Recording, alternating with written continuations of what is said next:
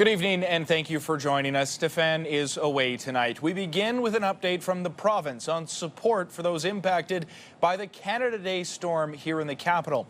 Ontario's Minister of Municipal Affairs, Rob Flack, says the province will be sending more financial aid to residents affected by the flooding on Canada Day by activating the Disaster Recovery Assistance for Ontarians program.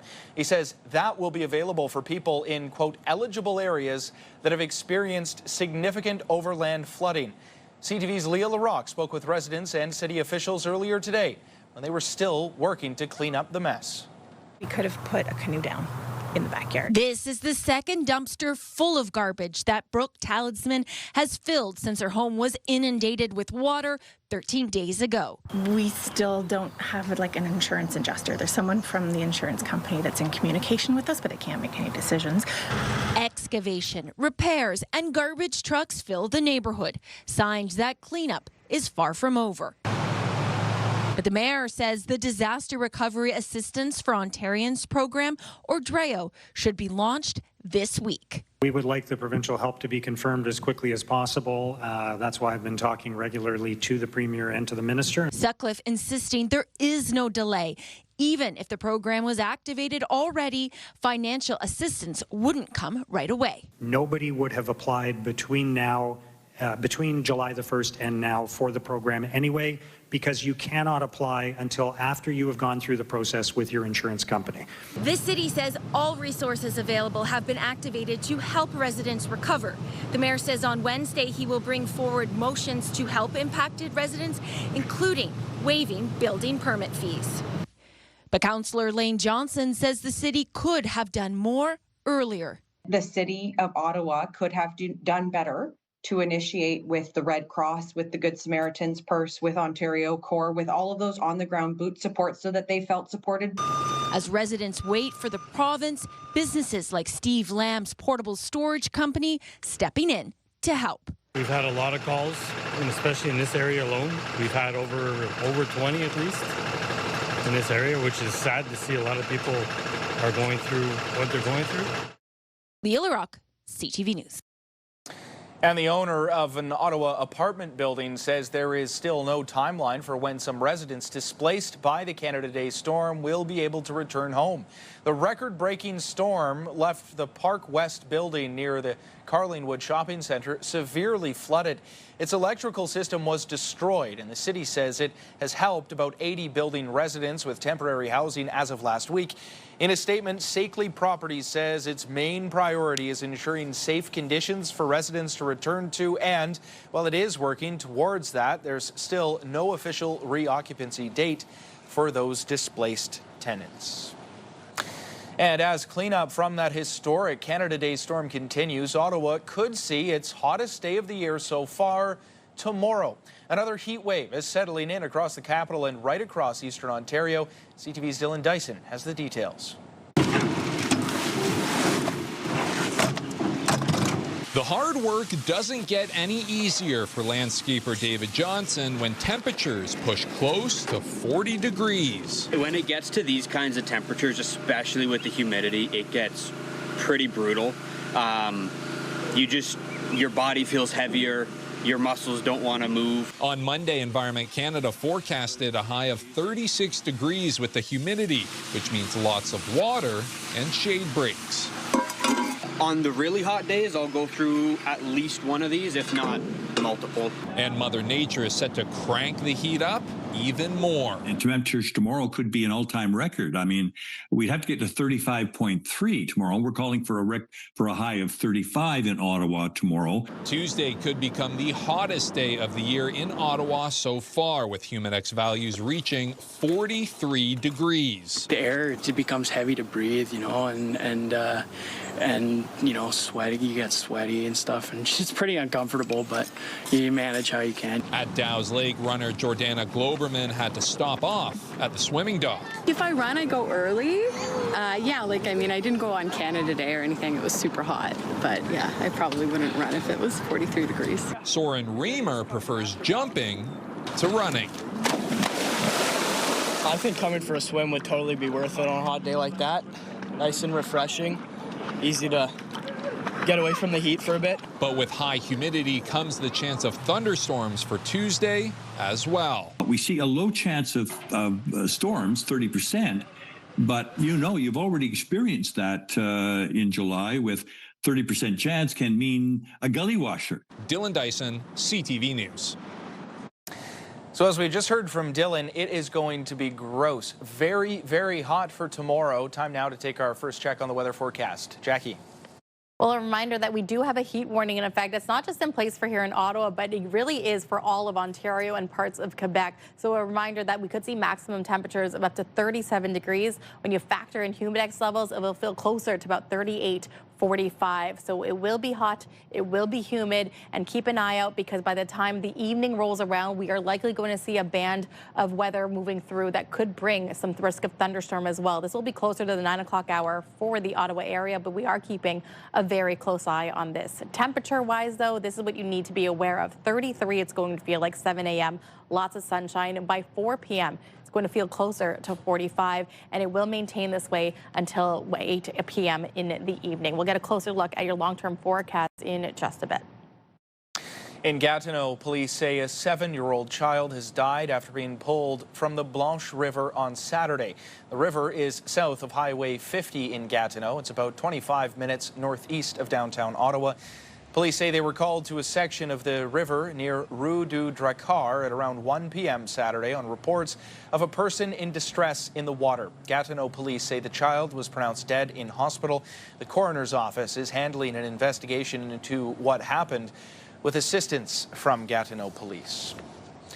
Well, a group of local investors that includes the owner of the Sens and the Devcore Group's CEO say their bid to buy the Fairmont Chateau Montebello was unsuccessful. The news delivered in a 2-line letter. CTV's Josh Moreno has the details. It was definitely a shock and not what we expected. It's not the news Jean-Pierre Poulin, owner of Devcore Group, wanted to share. We really thought that we were going to win, and we were close. After his team, who put in an offer to purchase the Chateau Montebello, received a letter notifying them that their bid was not chosen. It's not going to be us moving forward and executing on this plan. And so it's definitely not going to remain a Quebec group that's going to manage this. The team, including Ottawa Senators owner Michael Andlauer, Martin Paquette of Spa Nordique, and Charles-Antoine Allais and Edward Joachim of Elevate Real Estate Properties, say they received the letter notifying them Friday. We just received a 2-line letters that was saying, unfortunately, you haven't been retained, you haven't been selected, and send us your folio so we can return the 10% deposit. Their bid stressed local investment, upgrading the resort with up to $150 million, but Allais says it came down to price. Even though the 3 best offers on the table were really close in price, it's only a couple of hundreds of thousands of dollars probably that made the final difference. The new owner has not yet been identified. We're not sure 100%, but we believe that the winner is a very respected hotelier. They have 500 plus hotels in the world, and I'm sure they're going to run the hotel in the proper way. Residents in Montebello have mixed views, but want the resort to remain open. We're all very disappointed, and we don't know who it'll be, but we're hoping it's somebody that's got a footprint anyway. If they are from Canada, I don't have no problem, but not from exterior like China and everywhere. I like better if it's Canada, they own that. Josh Moreno, CTV News. 3 people were seriously injured after a 2-vehicle crash in Ottawa's rural West End this afternoon. Police say first responders were called to Ormrod Road in the village of Ashton, just south of Highway 7, for a collision between a pickup truck and an SUV. A man was airlifted to hospital, a man in his 70s, by Orange Air Ambulance in stable but serious condition. A man in his 60s had to be extricated from one of the vehicles by Ottawa firefighters. He was taken to hospital in serious but stable condition as well. And a woman in her 30s was also taken to hospital in serious but stable condition. And an update now to a fatal collision that took place in the Barhaven area in May. A man in his 40s has now been charged in the crash that claimed the life of a 29-year-old woman. The incident happened on May 11th at around 7:20 p.m. Officers were called to Fallowfield Road and Via Park Place for a collision involving one vehicle and a pedestrian. The 29-year-old woman died of her injuries several days later. Police say a man in his 40s has now been charged with careless driving, causing death. Ottawa police are asking for the public's help to identify a man who publicly exposed himself last week in Stittsville. Police say an incident took place on Friday, July 10th at around 3 p.m. in the 1300 block of Stittsville Main Street. Police say a man publicly exposed himself and masturbated, targeting women. Surveillance photos were obtained from Friday's incident. If you have any information or if you recognize this person, police are asking you to contact them. It is an unimaginable situation for families and parents. Learning your child is critically ill and you have to travel to another city to support them. But a new expansion at the Ronald McDonald House here in Ottawa is helping more families navigate just that in the comfort of what is meant to be a home away from home. It's located just steps from the CHEO Hospital, and CTV's Kimberly Johnson took a tour today. It was a moment that shattered her world when Michelle Neal learned her daughter Grace was sick. You don't really focus on the other needs that you have, which is, eat, sleep. 18-month-old Grace was diagnosed with neuroblastoma in 2024, a type of cancer that forms in certain nerve tissues. While she underwent cancer treatments at CHEO, the family from Iroquois Falls near Timmins would find themselves here at Ronald McDonald House for 4 months. Calm everything that was traumatic going on in the background and just allowed us to be present for Grace while they took care of us. Together, we have added 25,000 square feet. Now more rooms and space have been added, allowing 13,000 families to stay here each year. The expansion marked on Monday with an official celebration. You'll see lots of space for families to spread out. The rooms have doubled from 14 to 36, with 1 and 2 unit family suites. New family-focused amenities have been added, game and movie rooms, and a living room space with toys for young kids. Also now a bigger kitchen and dining area. Provide a space for families to bring in their own food, make their home-cooked meals just like they would at home, share those meals sometimes with other families, which is a really special experience. The $24.6 million expansion is funded by federal and provincial grants as well as donors. It eliminates the wait list for families that can come as far away as Nunavut. Children need their parents to be well, to have their best healing journey, and parents that are stressed about trying to travel and afford somewhere to be close to their child, it's really exactly what this house does, is avoid that stress. Today, Grace is cancer-free, and the Neals say this new space enhances the vital support that was already here. It's a whole different environment for families to heal, families to process. Kimberly Johnson, CTV News. We caught a furry critter. He had a mask on and gloves, I think. Still ahead, an Almonte pub is asking for help to identify a costumed thief caught on camera taking kegs from the pub's property.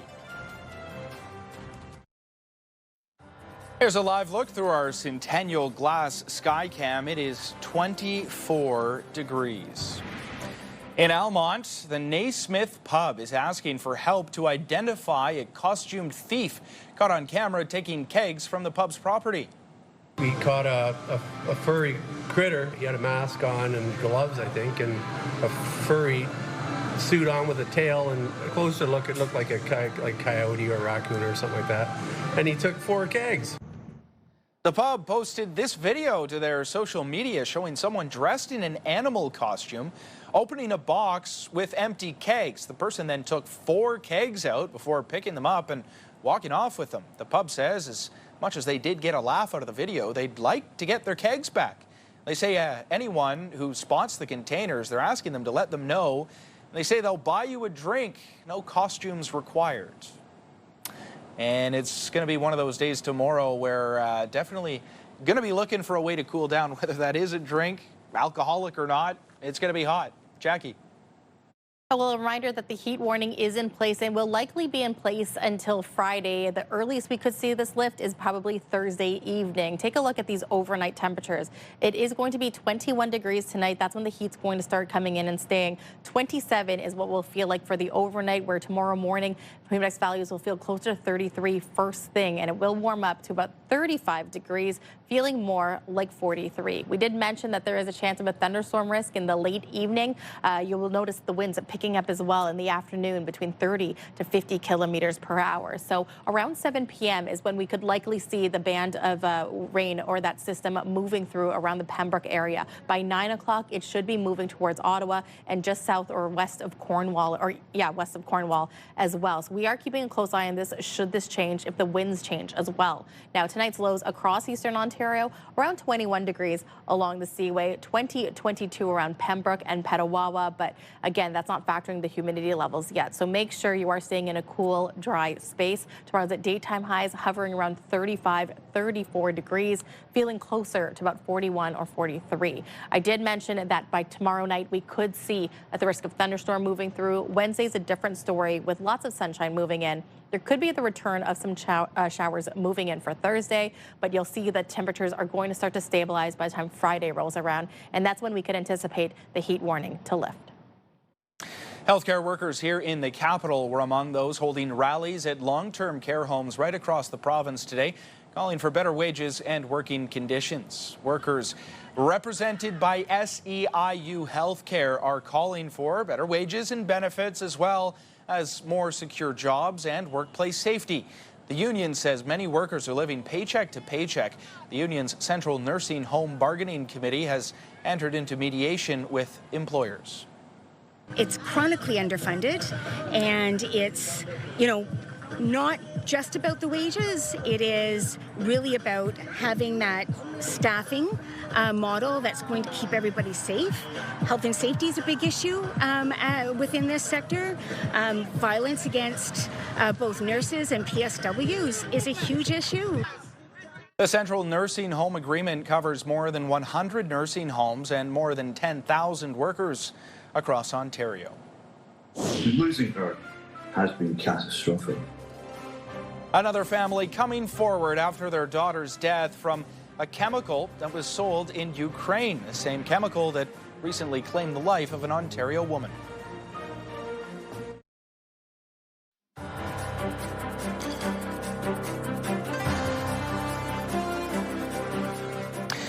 Weeks after we learned about the death of an Ontario woman by a chemical sold in Ukraine, another family is coming forward with a similar story, this time out of the UK. As CTV's John Woodward reports, they're begging police in Ukraine to investigate.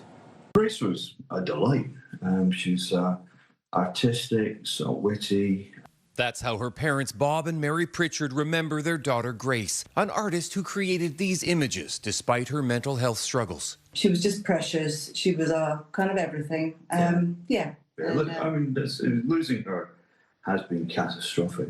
Grace died by suicide in August in the family's home in Suffolk, England. She was 23. Her parents found this package containing a deadly chemical mailed from Ukraine. It's the same chemical the 22-year-old Annika Dallin O'Grady ordered to her home in Ottawa before she died this spring, also from Ukraine, from a seller named Leonid Zakutenko, discovered in Kyiv by the BBC in 2024. Zakutenko confirmed to CTV News he sold the chemical regularly, including to Canada, but said it was for food preparation and not to help anyone die. It's the same chemical that was sold by Ontario's Kenneth Law, connected to at least 150 deaths around the world, netting him some $300,000, court heard. Law was convicted of 14 counts of aiding and abetting suicide and is awaiting a sentence. CTV News approached the Ukraine National Police to ask them if they had similar plans to prosecute in that country, even as it attempts to repel an invasion by Russia. The answer is, at this point, no. In a letter, they pointed out under current Ukrainian legislation, the chemical is not classified as a narcotic drug, psychotropic substance, or precursor subject to controlled circulation. A disappointing stance, says Annika's mother. It's very clear that this is not really a cooking store. The seller is clearly putting out products that if someone actually used them to make hot dogs, they would actually kill themselves. CTV News has learned that another police force in the UK, Northumbria, is investigating another similar death. That gives the Pritchards hope. These people are aiding and abetting people, and that is illegal. You know, that's the illegality, and that, you know, that's what, you know, all governments should be looking into. The Pritchards have also written to Ukrainian President Volodymyr Zelensky, hoping he will also take steps to make sure no one is using the cover of war to profit from death. John Woodward, CTV News. Anyone who is a regular and frequent operator of your vehicle should be listed on your policy. Just ahead, an Ontario family shares their story after finding out the hard way who needs to be listed on an auto insurance policy.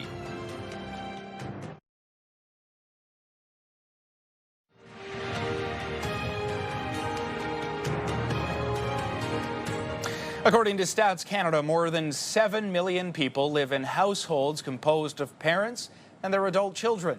If someone who lives with you is a licensed driver, it is important that they are also listed on your auto insurance policy. Here's Pat Foran to explain. I feel very frustrated and very disappointed that this has happened to us. Vivi and Mohammed Mirza of Markham say their son Adam moved in with them last year. It was supposed to be temporary. Adam borrowed his parents' car to go to a medical appointment and unfortunately was involved in a serious car accident. The claim was denied because their son wasn't listed on their policy. We agreed that we didn't declare that our son moved in here. He was living in Ajax when we bought the car.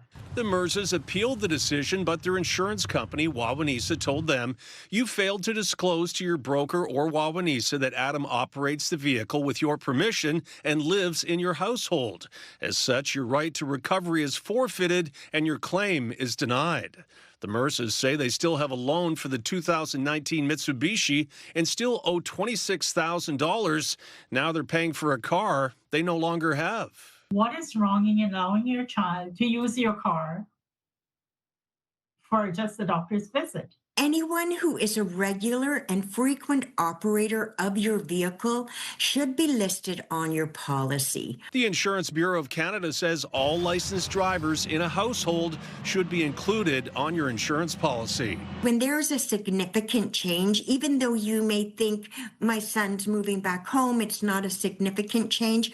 From an insurance company's perspective, it could be a significant change. The Mirzas are devastated. They're making monthly payments on a car they no longer have and feel they should have received at least partial payment for their written-off vehicle. We seem to be losing money constantly. We are dishing out, and we're left with the liability of a car loan and no settlement from an insurance company. Pat Foran, CTV News. Coming up, a very memorable wedding anniversary for a Petawawa resident, thanks to a lucky lottery win. Get the latest live local breaking news. Sign up now for our morning and evening CTV News Ottawa newsletter. The best local content from CTV News, Your Morning Ottawa, and News Talk 580 CFRA. Get it all in one place. Sign up now at ctvnewsottawa.ca. The CTV News Ottawa newsletter is brought to you in part by CAA Business.